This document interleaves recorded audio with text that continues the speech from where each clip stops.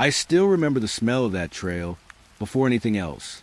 Damp pine, wet soil, and something faintly metallic in the air, like old coins left in rainwater. The forest wasn't loud that day. It was too quiet, like the world had pressed pause without warning. Even the wind moved differently, slipping through the trees instead of pushing through them. I told myself it was just another hike, just another stretch of untouched wilderness no one really talks about on maps. We were 3 of us back then, friends, laughing too loudly at the start of the trail, joking about how horror stories always begin with people ignoring warning signs. There were no warning signs here, though.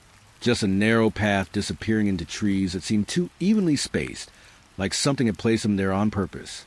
My phone lost signal within minutes, and that should have been the first real sign. But the moment I truly noticed something was wrong was when I realized the birds had stopped following us. No chirping, no rustle above, only our footsteps, soft and sinking, as if the ground was trying to keep us quiet. Then we saw it, not clearly at first, just movement between the trees that didn't match anything natural. Too slow, too patient, watching, even when we weren't looking. And that's when I realized we weren't the only ones walking that trail. That's when I saw it. The trail looked harmless at first. Early morning light filtered through the trees in thin, pale strips, cutting across damp ground and wet leaves. The air smelled like pine and cold soil, the kind of freshness that usually feels safe. My boots pressed into the earth with a soft, sinking sound, each step quiet enough to feel respectful, almost like the forest didn't want to be disturbed. We were 3 at the start. I remember the way we talked too loudly, laughter bouncing between the trunks like it belonged there. It felt normal, ordinary, the kind of hike people take pictures of and forget within a week. But then I heard my name, not spoken by anyone beside me, not carried by the wind in any natural way. It came from the trees, soft, broken, almost patient. I stopped walking for a second, thinking maybe it was just my mind adjusting to the silence. The forest here didn't have birds, didn't have insects. Even the wind felt careful, like it was passing through without wanting to be noticed. Then it happened again. My name, closer this time. Behind me, one of my friends turned and laughed nervously, saying I was imagining things. But I saw in his face, too, that slight pause, that flicker of doubt that he couldn't explain. Because it wasn't just me. It was all of us. The forest was repeating us.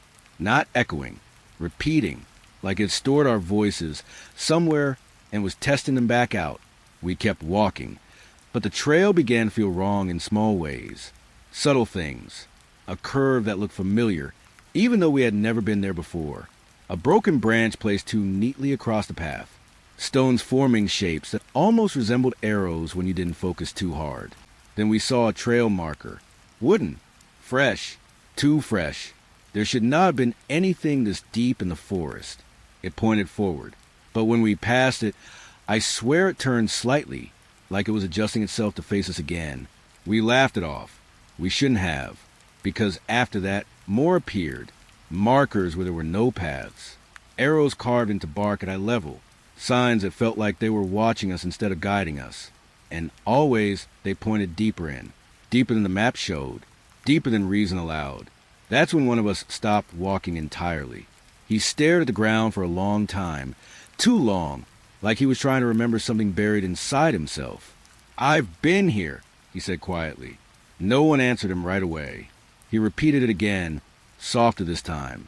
"I've been on this exact trail yesterday." We told him that wasn't possible. We told him he was tired. That forests do strange things to memory. But he shook his head, not confused, certain.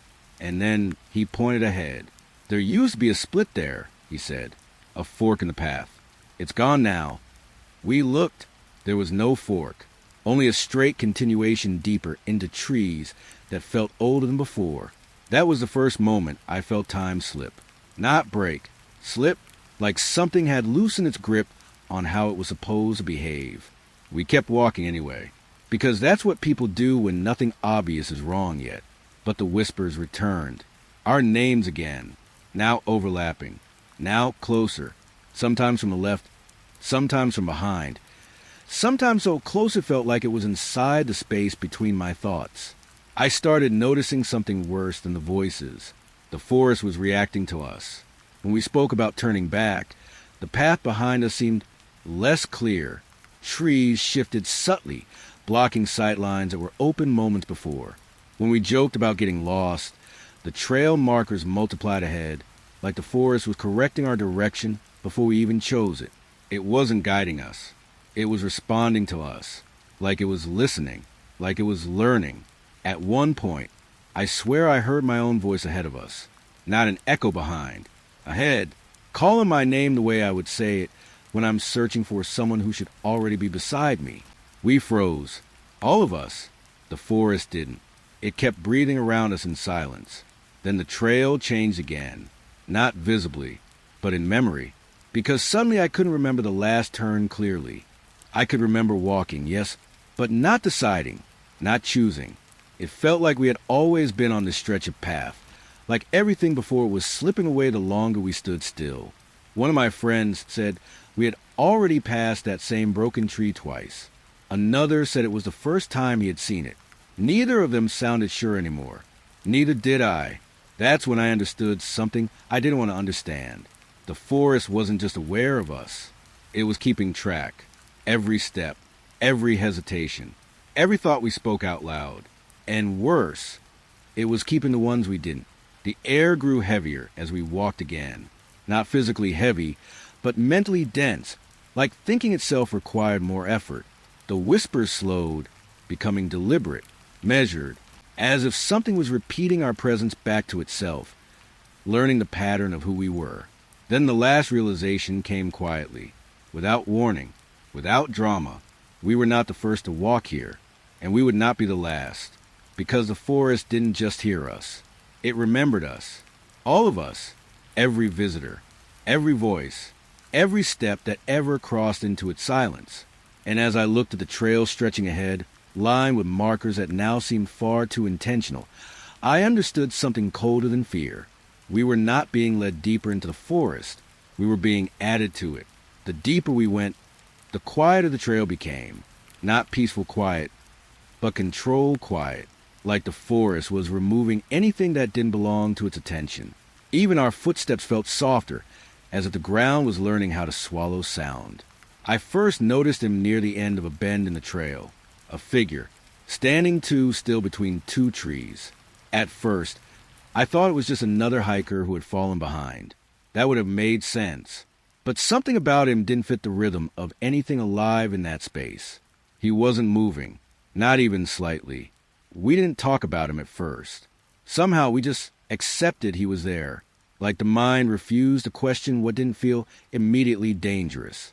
When I looked again, he was closer, behind us, not walking into view, just present where he hadn't been before. His clothes were plain, no color that stood out, no details that stayed in memory. The more I tried to focus on him, the more he blurred at the edges, like the forest didn't want him fully seen. One of my friends finally whispered, asking if we knew him. None of US did, but none of US could say he didn't belong either. That was the strange part. He never spoke, never changed pace, just matched us perfectly. When we walked, he walked. When we slowed, he slowed. When we stopped for water, I felt it before I saw it. That pause behind us, waiting in exact stillness. I turned once. He was already facing me, not reacting, just aligned, like he had always been facing forward, and I was the one who moved incorrectly. We started taking photos after that, not because we trusted the situation, but because disbelief needed proof. The camera clicked softly in my hands, the screen glowing pale against the darkening trees. When we checked the images, my stomach tightened. He was there, in every frame, even the ones we took before we noticed him, standing at the edge of the group like he had always been part of it, like the forest had inserted him into our memory before we ever saw him with our eyes. We stopped walking for a long time after that. The silence felt heavier now, not empty, occupied, behind us. I didn't want to turn again, but I did. He was gone, at least from direct sight. The others relaxed slightly. One of them even laughed nervously, saying maybe he had just left quietly. But I kept watching the trees. because something was still wrong. Reflections. That's where I saw him next. In the small shimmer of a water puddle near the roots of a fallen branch, he stood behind us again, perfectly still, closer than before. But when I turned quickly, there was nothing there, only trees, only silence, only the feeling of being watched from a direction I couldn't define anymore. We started moving again, faster this time, trying to outrun something that didn't move in a way speed could matter. And still, he matched us, always behind, always aligned, always exactly where he needed to be. Until at some point, I stopped feeling like we were leading the walk at all. It felt like he was, and we were simply following. We only noticed a map because we needed direction. It was a simple paper map, folded too many times, edges soft from use.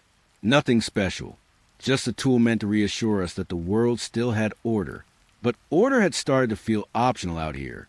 The first change happened when we stopped to rest. I unfolded it carefully under the weak light of a flashlight. The paper looked normal at first glance. Familiar trails, familiar markings. But then I noticed a new line. Thin, fresh. It hadn't been there before. I blinked and looked again. The line had shifted slightly. Not dramatically. Not enough to scream at reality. Just enough to make me doubt my memory. We kept walking. When we stopped again, I checked it. Another path had appeared. This one deeper into forest. Where there should have been blank space, there was now a marked route, like the map had been waiting to finish itself. At first, I thought it was damage. Ink bleeding through moisture. Maybe, but the lines were too precise. Too intentional. And they only appeared when we weren't looking. That night, I woke up to movement. Soft paper rustling near my pack. The flashlight was dim, barely breathing light into the tent. And in that weak glow, I saw it. The map was moving, not physically shifting like wind against paper. It was rewriting itself. Lines forming slowly, as if something invisible was drawing them from the inside out. I reached for it immediately. My fingers froze before I touched it, because I saw something worse. Ink had transferred onto my hand. Not smudged, drawn. Thin lines tracing unfamiliar symbols across my skin like the map had reached beyond paper and chosen me as its next surface. I couldn't speak for a moment. The forest outside felt closer than it should have been, listening through fabric, waiting. By morning, the map had changed again. Now it no longer resembled terrain. It resembled intention. Paths curved in ways that didn't respect geography. Trails bent toward places we had not agreed to go. Even the scale felt wrong, like distance itself had become flexible. One of my friends stared at it for a long time, then quietly said, "This isn't showing where we are." He swallowed. "It's showing where we're supposed to go." None of us argued, because arguing felt like it might change the map further. We followed it anyway, not because we trusted it, but because ignoring it felt worse. And as we walked deeper, the symbols on the paper grew brighter under flashlight glow, pulsing faintly like something breathing beneath ink. By the time we stopped again, the map was no longer just a guide. It felt like a door, folded edges aligning perfectly, edges tightening, until with no wind, no force, no visible cause, it folded itself into something solid, something waiting in the shape of entry. It started with echoes. At least, that's what we told ourselves. We would say something simple while walking.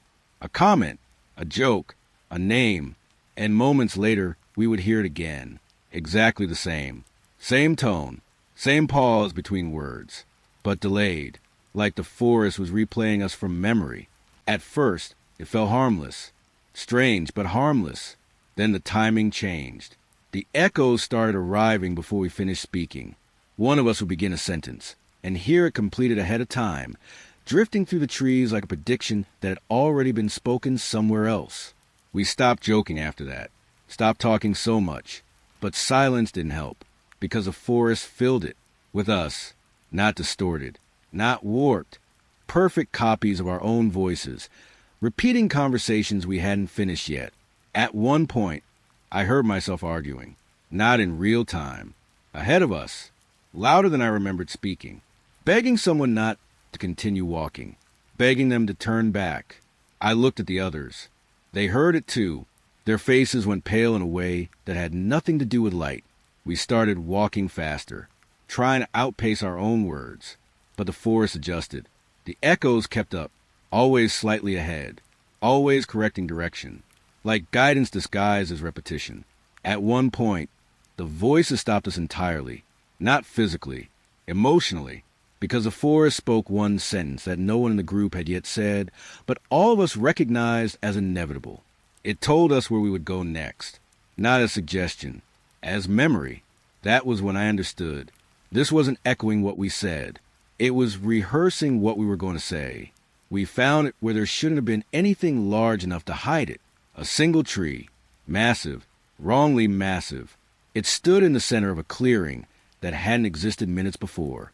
The ground around was too still, too undisturbed, like the world had been built around it instead of the other way around. Its bark was dark, almost wet in color, though nothing was falling from the sky. When we approached, the air changed. Not colder, heavier. The tree rose and fell subtly, like breathing. At first, I told myself it was wind, but there was no wind here. Only us. When we stopped walking, the movement became clearer. Inhale, exhale, slow, deliberate, matching us. One of my friends stepped closer and placed a hand on the bark. He pulled back immediately. His expression changed before he spoke. "It's warm," he said quietly, "like skin." No one touched it again, but we didn't move away either, because now that we had noticed it, it noticed us back. When we stood still, the tree synchronized more precisely. Our breathing became part of its rhythm, not influence. Alignment.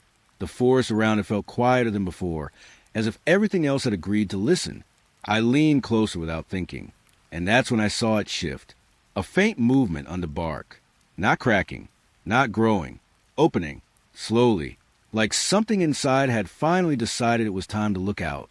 An eye forming where no eye should exist. Watching without blinking. Breathing with us. Waiting for us to stop pretending we were alone. The first time I noticed it, I thought it was one of us lagging behind. A soft crunch in the leaves. Then another, perfectly matched to our pace. Left, right. At first, it blended into our own movement, like the forest was simply echoing our rhythm to the ground itself. But then I realized something unsettling. There were more footsteps than people. We stopped walking.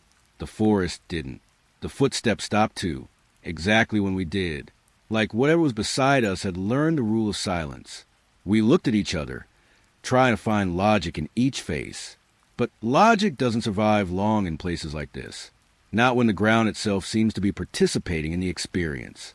When we started moving again, so did it. Still unseen, still perfectly aligned.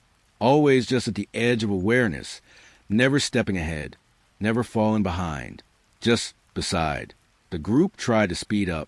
The footsteps matched. We slowed down. The footsteps matched again. That's when it stopped feeling like imitation.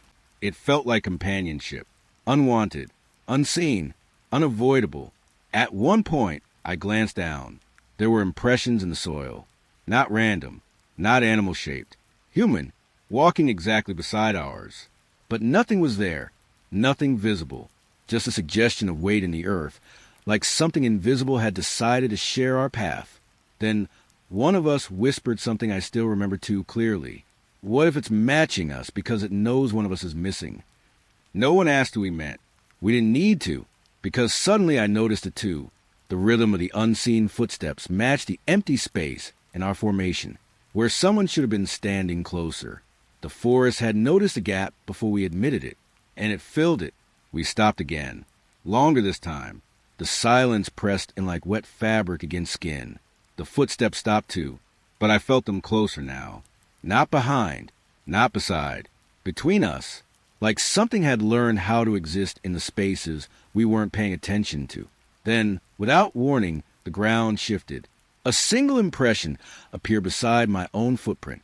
Then another, and slowly, carefully, something invisible began linking itself into my walking pattern, not following anymore, joining, and for a moment, I felt something that didn't belong to me brush against my hand. Light, cold, certain, like invisible fingers had found mine just to confirm I was real. We found it just after the trees opened slightly, like the forest had decided to reveal a secret it wasn't supposed to share. A cabin, wooden, old, standing too cleanly against the wild surroundings. It shouldn't have been there, not according to the map, not according to memory, not according to anything we trusted anymore. But it was. Smoke rose from the chimney in a thin, steady line, like someone was inside, waiting. We didn't speak when we approached. The air around it felt different. Not colder, not warmer, just used, like time had already happened here before we arrived. The door wasn't locked. It opened too easily. Inside, everything looked recently disturbed. Beds slightly unmade, cups half-filled, food left out like someone had stepped away for only a moment. But the strangest part was the familiarity, not recognition. Something deeper, like memory without context. My backpack was there, so was his, and hers. Not the ones we were wearing now, but identical versions. Older, worn, as if they had already survived something we hadn't yet experienced. We moved slowly through the rooms. Every step felt like walking through someone else's yesterday. Then we found the journal. It was open on a table. The pages were filled with writing that matched one of us perfectly. Same handwriting, same pressure, same rhythm of thought. But the entries didn't describe what had happened. They described what was going to happen. Tonight's arrival, tomorrow's confusion, the moment we would find this exact room. My stomach tightened as I read further, because everything written was accurate, too accurate, like the cabin had already recorded us before we arrived inside it. Then we heard movement upstairs. Slow, careful, familiar. We went up together, every step creaking softly beneath us, like the wood was remembering weight it had already carried. The room at the end of the hallway had a door slightly open. Inside was a camera, recording, playing back footage of us entering the cabin. From earlier, from before, from a moment we didn't remember living. And in that footage, we were calm, unsurprised, as if we had done this before, as if we were returning, not arriving. That's when I noticed the final detail. In the recording, one of us never left cabin, not once. And in the reflection of the window behind us, in the present moment, I could see him standing exactly where he had always been, inside. The fog arrived without warning. One moment the trail was clear enough to see 10 steps ahead. The next, everything softened into white silence, not just around us. Inside us, the air changed first, heavier, thicker, as if the forest had exhaled and forgotten to take the breath back. We stopped walking immediately, but the fog didn't stop. It moved through us instead. That was when I heard it. Voices, not distant, not echoing, contained inside the fog itself, softly repeating fragments of things we hadn't said yet. Private thoughts, half-formed sentences, words I didn't remember choosing. The others heard it too. I could tell from the way they froze differently, like each of them was hearing something uniquely personal.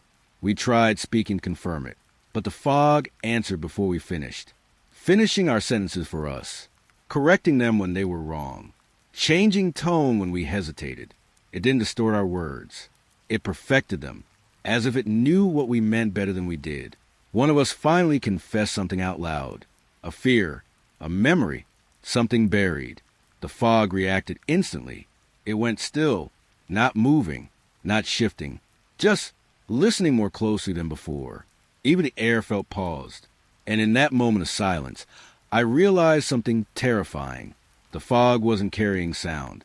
It was carrying understanding. Then, somewhere ahead of us, something moved. Not quickly, not aggressively, just deliberately, as if it had been waiting for us to say enough. And now it knew exactly where we were. We didn't expect to find anything that day. The fog had thinned slightly, leaving the forest in a pale, washed-out silence. Trees stood too still. Their shadows stretched long even though the light was weak and uncertain. Every step felt heavier, like the ground was remembering us more than supporting us. That's when we saw the camp. At first, it looked like ours. Same arrangement, same layout, same familiar circle of disturbed earth where a fire should have been. But we hadn't built it yet. We were supposed to build it tonight. Still, it was there, already alive with traces of us. The fire was glowing faintly, not burning, just holding warmth, like it had been used recently and never fully left alone. Tents were half open. Sleeping bags slightly shifted, as if someone had just stepped out for a moment and would return any second. But no one had. Not yet. We approached slowly, the kind of slow that comes when your mind refuses to accept what your eyes are confirming. Everything inside the camp was ours. Gear, clothes, small personal objects we hadn't lost yet. I remember feeling something cold settle in my chest when I saw my own jacket hanging on a branch. Damp, familiar, worn in ways it shouldn't be. Inside one of the tents, there was a journal, open, waiting. The handwriting matched one of us perfectly. Same slant, same pressure, same thought patterns forming into sentences too quickly. The entries described things that hadn't happened yet, not predictions. Records, as if someone had already lived through tomorrow. I turned a page slowly. My hands were shaking without permission. The journal mentioned our arrival at this exact camp. It described our confusion, our arguments, our disbelief, and then it listed names. All of us, except one name wasn't with us right now. It was outside, sleeping. When I looked up, I realized something even worse. The journal wasn't describing a future group. It was describing a past version, one that had already gone through this moment and never fully left. The fire suddenly dimmed, not extinguished, just subdued, like it had recognized us differently now. Then we saw movement beyond the tents. A figure lying just outside the camp perimeter, still, breathing softly, too still to be comfortable. We approached carefully, and I felt my stomach drop before I even recognized the face. It was one of us, asleep, or something that looked like sleep, but the details didn't align. The clothes were slightly different. The posture was too precise. The presence felt delayed, like it belonged to another timeline that hadn't fully caught up. And beside him was another journal, the same one, except this one was older, faded, filled with entries continuing past the moment we were currently in. I opened it without thinking.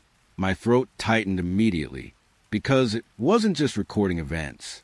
It was correcting them, as if the forest had noticed inconsistencies in our version of reality and was smoothing them out through documentation. Then I saw the final line written on the page. A single sentence. Clear, calm, certain. You are reading yesterday's survival log.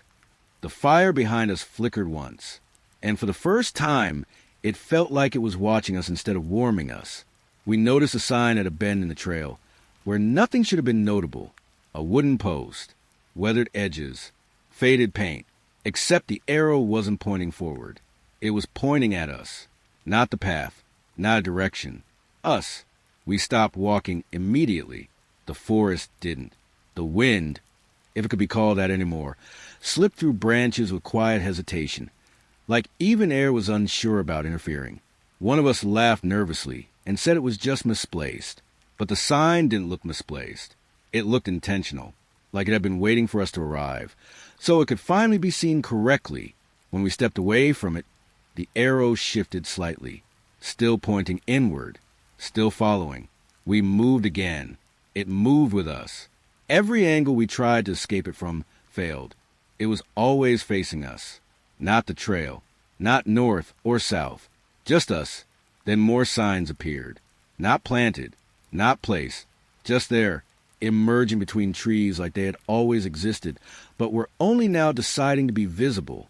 Each one pointing inward, not outward toward destinations, but inward toward the group itself, as if the forest was slowly collapsing its directions into something smaller, something personal, something targeted.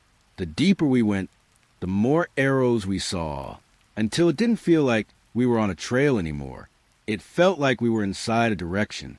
One of us finally stepped off the path entirely, trying to break the pattern, trying to prove it was just coincidence. The forest didn't resist him. It simply allowed it. He walked a few steps into the trees, and then he wasn't there anymore. No sound, no struggle, no return, just absence where certainty used to be. We didn't go after him. because something in the remaining signs changed after that. They became sharper, more precise. Now they weren't pointing at the group. They were pointing at the space he used to occupy, as if the forest had already corrected his absence. And now the sign at the bend no longer pointed inward toward us as a group. It pointed inward toward me. It started small, almost unnoticeable. A rhythm, a second rhythm, matching ours too closely to ignore. When we walked, it walked. When we paused, it paused. But it wasn't behind us anymore. It was everywhere around us, in sync with every shift of weight, every hesitation, every breath we tried to steady. At first, we assumed it was distance playing tricks on sound. But then it got closer. Too close. Not in space. In timing. It began matching us before we moved. One of us lifted a foot, and the sound was already there, not delayed, predicted, as if the forest had learned the shape of our movement, and was rehearsing it faster than we could perform it. We started changing how we walked, trying to break the pattern, but it adapted immediately, better than before, more precise, more human. That was the part that unsettled me most. It didn't imitate us poorly. It improved on us, like it was studying how we moved wrong and correcting it. Eventually, I noticed something strange. Our own steps felt less certain, less natural, as if we were the ones becoming the imitation. The rhythm around us strengthened, steadier, calmer, more confident in our own movement. Then it started guiding us, subtly at first, turning us slightly before we decided, slowing us when we should have stopped, speeding us when hesitation formed. And we followed, not because we chose to, but because it felt correct, like the forest had decided what walking should look like, and we were slowly forgetting our original version of it. By the time we realized what was happening, our steps no longer felt like ours. They felt learned, taught, rewritten, and whatever was walking with us was no longer copying. It was leading. We didn't expect water here. The map hadn't shown anything like it, but the sound came first. A low, steady movement beneath silence, like something flowing where flow shouldn't exist. Then we saw it, a river, still in motion, still impossible. Its surface was too smooth, too reflective, like glass pretending to be liquid. We approached cautiously. The air around it felt different, more structured, more aware. When I looked into it, I saw ourselves standing at the riverbank, but not as we were, as we had been earlier, or would be. It was hard to tell. Time didn't feel linear here. The reflection moved slightly before we did. One of us stepped back instinctively. The reflection stayed, watching. Then something even worse appeared. More versions of us, walking across the surface of the water in complete silence, not mirrored, not reversed, independent, future versions, or past ones. I couldn't tell anymore. One of them turned and looked directly at us, not at their reflection, at us, as if recognizing a moment they had already survived. The river rippled once, and in that ripple I saw something empty. No trees, no trail, just our footprints continuing alone into nothing. Then the current changed direction. Slowly, deliberately, the river began flowing upward, against gravity, against logic, against everything we had assumed was still stable. And as it rose toward its source instead of away from it, I realized we were no longer looking at water. We were looking at time that had started remembering itself incorrectly. We first saw it after sunset, a faint glow between trees that didn't match any natural fire. Soft, stable, patient, a lantern, floating just above the ground. It didn't flicker. It didn't drift. It followed, always at the edge of vision, never closer unless we stopped noticing it. At first, we thought it was a campsite light from another group, but there were no other groups. Not anymore. We tried ignoring it. It didn't leave. We tried facing it directly. It stopped moving, waiting. When we turned away, it resumed following, like attention was its only trigger. That night, when we camped, it hovered just beyond the firelight, close enough to see, far enough to pretend it wasn't important. But every time someone looked away, it shifted slightly closer, not aggressively, not suddenly, just inevitably, One by one, we started orienting toward it without realizing, turning our bodies slightly, facing it longer than necessary, until conversation stopped entirely, because speaking meant turning away, and turning away meant it moved closer. Eventually, we stood up without agreeing to, one by one, walking toward it, not deciding, following, and as we approached, the lantern's shape changed, not into something frightening, into something familiar, a doorway, softly outlined in light, that felt like memory instead of illumination, and it waited, not for us to arrive, but for us to continue. At first, it sounded like mishearing, a small correction in speech. Nothing worth fear. We would start a sentence, and it would shift halfway through, not in our minds, but in the air itself, like the forest was gently editing what we meant to say before the words could fully exist. The effect was subtle, almost polite. I remember saying something simple, just a question about how far we had walked. But by the end of the sentence, it wasn't my question anymore. It had become something else. More certain, more final, like the answer had already been decided. We all noticed at the same time, but none of us wanted to admit it first. Because once you admit a forest is listening, it stops being a place.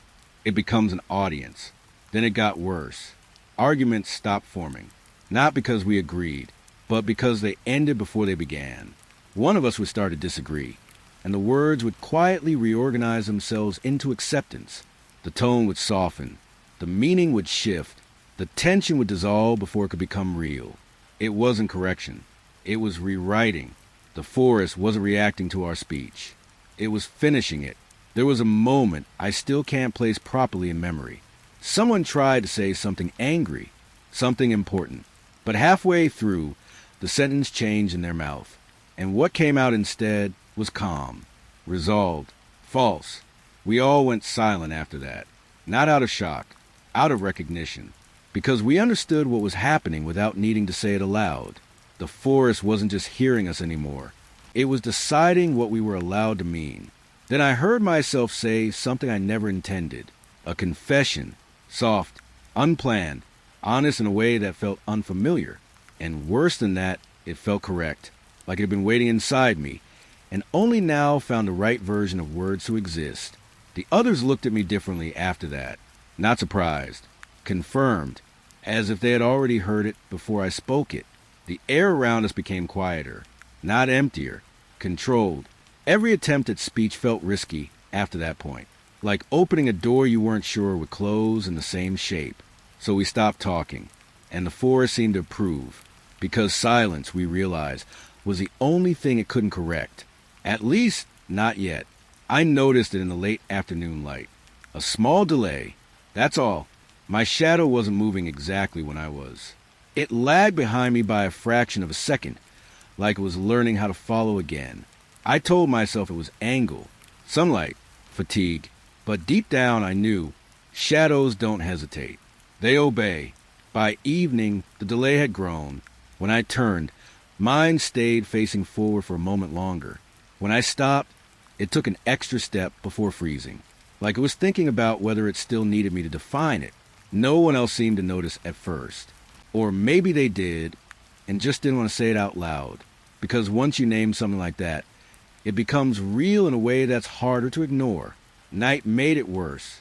Under the dim, pale light of the forest canopy, my shadow began to detach more clearly. Not fully, not violently, just loosening, like it was tired of being tied to me.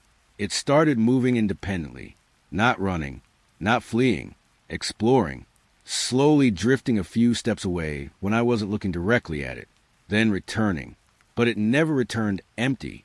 Dirt clung to it, leaves stuck to its edges.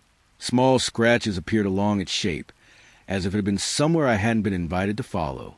I asked the others if they saw it. They didn't answer right away. That silence told me more than words could.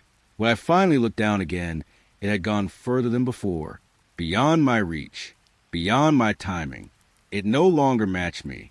It moved ahead, waiting, not following anymore, but anticipating, as if it had learned enough about me to no longer need me present. The last thing I remember clearly is the feeling of walking without it, like something essential had already left, and what remained behind was only learning how to continue without being attached at all. The clearing didn't appear like the others did. It didn't open. It didn't reveal itself. It was simply there, as if the forest had removed everything unnecessary just to show us what it had been hiding. And in the center of it, they were waiting. Us, or something that looked like us. Same shapes, same height, same familiar arrangement of people we had been walking with for hours. But they weren't moving. They were sitting still, perfectly calm, as if they had already finished reacting to everything we were still experiencing. No surprise in their faces. No fear, just quiet recognition, like we were the delayed ones. We stopped at the edge of the clearing. None of us spoke, because speaking felt like stepping into something that would answer incorrectly. Then one of them moved, a small motion, a head tilt, and it mirrored perfectly in one of us a second later. Not imitation, prediction. We raised a hand. They raised it first. That's when I understood. They weren't copying us. We were following them. One of the duplicates smiled, just slightly, soft enough to almost miss. And then one of us smiled back before realizing they had done it. That moment broke something in the group, because it wasn't delay anymore. It was direction. The copies began standing. Not suddenly, not aggressively, just earlier than we did. Each movement arriving before we could justify our own. And still we followed. The clearing felt wrong in a deeper way now. Not dangerous. Corrective, like it was fixing a mistake in progress. By the time we fully stepped inside, I noticed something that made my chest tighten. There were fewer originals than I remembered, but I couldn't remember who was missing. That thought didn't feel like fear. It felt like erosion, like memory itself was being edited gently in real time. The duplicates didn't speak. They didn't need to, because everything they did, we already understood. And worse, everything they did first, we eventually repeated. We started noticing it in small failures of proof. A footprint pressed into soft soil, gone moments later, not disturbed, not covered, just undone, like the ground had decided it didn't need evidence of us. At first, we thought it was wind, or animals, or time doing what time normally does. But then it became consistent, predictable. Every mark we made disappeared faster than we could confirm existed. Branches we snapped slowly straightened back. Leaves we disturbed returned to their original position. Even the sound of movement felt like it was being swallowed before it fully happened. We tried leaving signs. Scratches on bark. Small piles of stones. Marks on trees. They all faded. Not over hours. Over seconds. Like the forest was correcting its own memory. One of us grew frustrated and carved deeper into a tree, pressing hard enough that sap appeared. The mark lasted longer, but not long enough. When we came back later, it was gone. The bark was smooth again, untouched, as if nothing had ever been there. That's when panic should have started, but it didn't arrive properly, because even panic felt unstable here. Memory began to shift in subtle ways. We couldn't remember exactly how many times we had tried to mark the same tree. We couldn't agree on how far we had walked since the last clearing. Even counting each other became uncertain. I remember looking around and realizing I couldn't confidently name everyone in the group, not because I didn't know them, but because the idea of everyone felt incomplete, as if the number was changing when I wasn't paying attention. The forest wasn't just removing traces. It was removing certainty. Then one of us said something quietly, almost absent-minded. I think we've always had this many people. No one disagreed, because disagreement required memory we could no longer fully access. The path ahead stayed visible, but everything behind us felt increasingly fictional, like we were walking forward through something that refused to confirm we had ever been anywhere before. And in that silence of erased evidence, I started forgetting what it meant to be sure. It began as distance, a faint rhythm between trunks, running, not toward us, not away, just present, always present. The sound never got closer, but it never faded either. It stayed at the exact same emotional distance, close enough to notice, far enough to never locate. We tried stopping to listen. The forest responded by holding the sound still. We walked. It matched. We ran. It matched faster, but never changed position, like it was locked into a version of space we couldn't access. Then it started shifting direction, not physically, perceptually. One moment, it was to our left, then behind us, then above us, impossible as that felt. We could never settle on where it came from, but it always came. One of us started breathing differently, slow, controlled, and I noticed something terrifying. The running sound adapted. It began matching breathing patterns instead of footsteps. Every inhale had a faint echo of movement. Every exhale carried the suggestion of distance closing. Then silence would return the moment we held our breath, like it was waiting for permission to exist. We stopped testing it after that, but it didn't stop testing us. Eventually, I realized something I didn't want to confirm. The rhythm wasn't outside anymore. It was aligning too closely, too personally, until one moment. It matched my heartbeat exactly. Not nearby, not in the trees. Inside. We only kept the compass out of habit. Direction had stopped meaning what it used to. Still, it felt grounding to hold something that claimed to understand orientation. At first, it behaved normally. North, south, familiar certainty. Then it started shifting, slowly, deliberately, not toward geography anymore, toward us. The needle pointed at one of the group, then another, each shift matching something unspoken in the air. When tension rose between us, the needle spun faster. When calm returned, it stabilized, like it wasn't measuring direction at all. It was measuring emotion. Eventually, it stopped pointing outward entirely. It settled on us, specifically, individually, as if deciding who was most aligned with something the rest of us couldn't see yet. One by one, it lingered longer on each person, until finally it stopped, only on me. No movement, no hesitation, just certainty. All other directions disappeared in that moment, not spun away, not confused, collapsed inward, like the concept of navigation had decided there was only one relevant point left in the forest, and it was standing where I was. It started with something simple, a turn of the head, that instinct we all have, checking what's behind us when silence lasts too long. But when I turned, there was nothing that felt consistent, not empty, not filled, just undefined. Like behind wasn't direction anymore. One of us laughed nervously and said we were just disoriented. But the word behind didn't land properly when spoken out loud. It felt incomplete, like the forest didn't recognize it as valid. We tried again later. Different angles, different positions.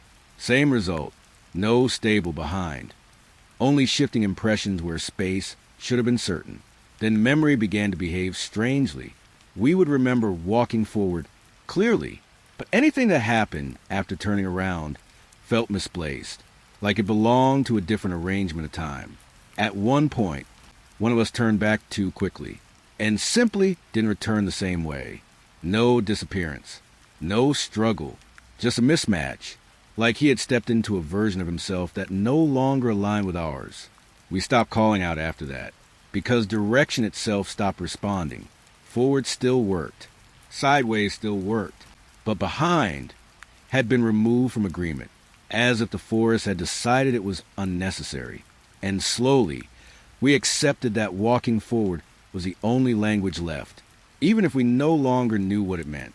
We noticed the lights near midnight, small points glowing beneath the canopy, not above it, beneath it, like the forest had swallowed the sky and kept pieces of it for itself.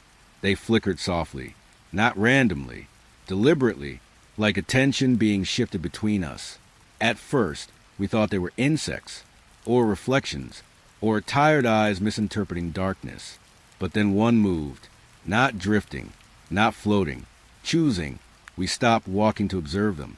The forest responded by dimming everything else, as if it wanted us to focus. The lights grew clearer, more structured, more present. And then I realized something that made my chest tighten. They weren't above us at all. The sky above had gone empty. No stars, no light, just void pretending to be night. And all of it had moved down here, into the trees. One of the lights descended slowly, landing softly in my hand. No heat, no weight, just awareness. Like holding something that was observing me back. The forest felt closer in that moment, not surrounding us, replacing what used to be above us. And as I looked around, I understood we were no longer under the sky. We were under something that had learned to imitate it. It began interrupting us before we finished speaking. Not loudly, not forcefully, just early. We would start a sentence, and the ending would already exist in the air. Waiting. Correct. Unavoidable. At first, we assumed it was coincidence. Shared thought patterns. Group familiarity. But it became too precise. Too personal. One of us tried to change what he was going to say mid-sentence. The voice adjusted instantly, not reacting, anticipating, correcting him before he could deviate. It wasn't repeating us anymore. It was completing us. After a while, conversation stopped feeling optional, because nothing we said felt like it truly started from us. Everything arrived already finished. Then the voice grew closer, not in distance, in familiarity. It began sounding like someone in the group, not copying, not imitating, becoming. Eventually, I realized something I didn't want to accept. It sounded like us, but slightly ahead, like a version of ourselves that had already lived the next moment and returned to speak from it. When it spoke again, it didn't ask questions. It didn't respond. It simply stated what we would say next. And we did, without fail, because by then, dialogue wasn't being exchanged anymore. It was being delivered. We found the clearing by accident. Or maybe it found us. It was too symmetrical to feel natural, too quiet to feel untouched. And the moment we stepped inside, something subtle changed in the air. Time felt organized, not flowing, scheduled. We didn't notice the first reset, only the repetition. We would walk through the clearing, leave it, and somehow return without remembering re-entry. At first, it felt like confusion. Then it became pattern. Every hour, we would find ourselves back in the same place, same positions, same silence. But memory would carry fragments forward, small inconsistencies building up between cycles. One of us began writing in the dirt, warnings, notes, simple reminders of what happened last time. But each time we returned, the messages were more urgent, more broken, more desperate, as if written by someone who was running out of continuity. I remember reading one that said, "Don't trust the next version of us." But I couldn't remember which version wrote it, because I had already seen myself do things I couldn't place in order anymore. The group began to thin emotionally, not physically, but in recognition. Faces became harder to anchor. Names slipped. Connections weakened between resets, until I couldn't confidently say we were the same group that entered the clearing at all. And worse, no one remembered the first loop, only the consequences of the ones after it. We didn't realize we were looping at first. The forest was too subtle, too patient. Landmarks repeated, but slightly altered. A bent tree here, a straighter one there. Enough variation to disguise repetition, but never enough to escape it. Every attempt to leave the trail led us back to the same starting point. Not immediately, not obviously, just eventually. Like the forest was folding distance into itself quietly, we began marking progress more aggressively, counting steps, breaking branches, anything to prove forward motion. But everything changed when we realized the marks were repeating too. Same broken branch, same bend in the path, same silence at identical intervals. One tree near the center of the loop had carvings in it, messages from us, different handwriting, different urgency, but all from within the same place. We were leaving notes for ourselves inside something that never allowed departure. At some point, one of us said the words no one wanted to hear. We might be arriving before we leave. No one corrected him, because correction required certainty. And certainty had stopped existing somewhere along the circle. The forest no longer felt like it was guiding us. It felt like it was resetting us. Softly, patiently, each loop removing the memory of the previous one, just enough to keep walking believable, until the path ahead and the path behind became the same act, and we were no longer moving forward. We were only continuing. We thought it ended when the trees finally broke, When the forest finally stopped pressing in from all sides and the path widened into open land again, the air felt different outside. Too open, too quiet in a way that didn't feel natural. For a moment, we didn't speak. We just stood there, as if waiting for the world to confirm we were allowed to leave. Then someone laughed. A short, relieved sound, like tension finally snapping. But it didn't feel like relief to me. It felt like transition, because the silence didn't end when we left the trees. It followed. At first, I told myself it was just after effects, memory catching up, adrenaline fading, but the feeling didn't fade.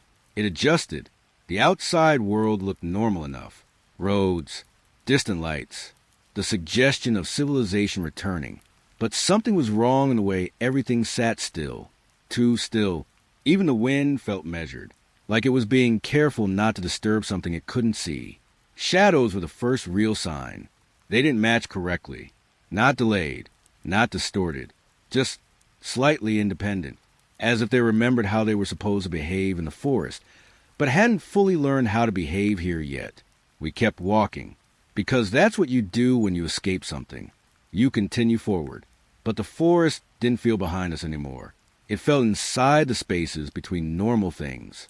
Reflections in windows that didn't match our movements. Road signs that seemed to face us no matter where we stood.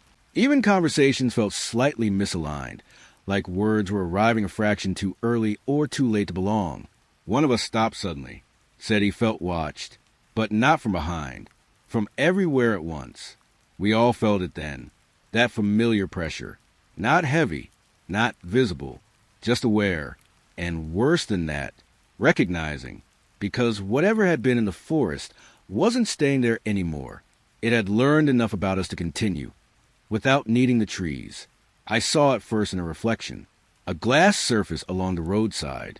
For a moment, I thought I saw a movement behind me, but when I turned, nothing was there, only the faintest suggestion of alignment in the way my shadow behaved, as if it had not fully decided where it belonged yet. Then I understood something I didn't want to understand. We hadn't left the forest. We had only changed where it expressed itself. It wasn't behind us anymore. It was in familiarity, in reflections, in silence between normal sounds, in the small gaps where attention doesn't fully land. And as we continued walking toward what we believed was home, I realized the worst part wasn't that it followed us out. It was that it already knew what outside would look like, because it had already been there first.